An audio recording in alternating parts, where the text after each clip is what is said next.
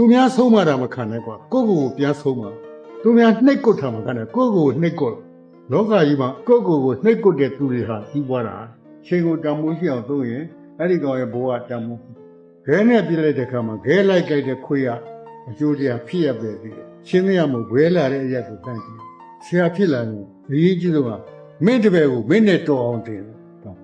အဲ့ဒါမှအောင်မြင်သောဆရာပေါ့ဆရာဆိုရတဲ့ကိုယ့်တပည့်ကိုကိုယ့်ရဲ့တော်အောင်တင်နိုင်မှအောင်မြင်သောဆရာ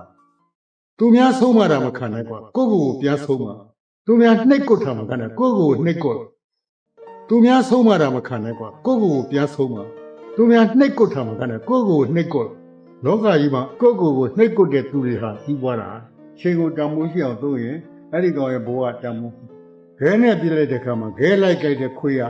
အကျိုးတရားဖြစ်ရပဲဒီရှင်းမရမို့ဘဲလာတဲ့အရက်ကိုတန်းကြည့်ဆရာဖြစ်လာရင်အရေးကြီးဆုံးက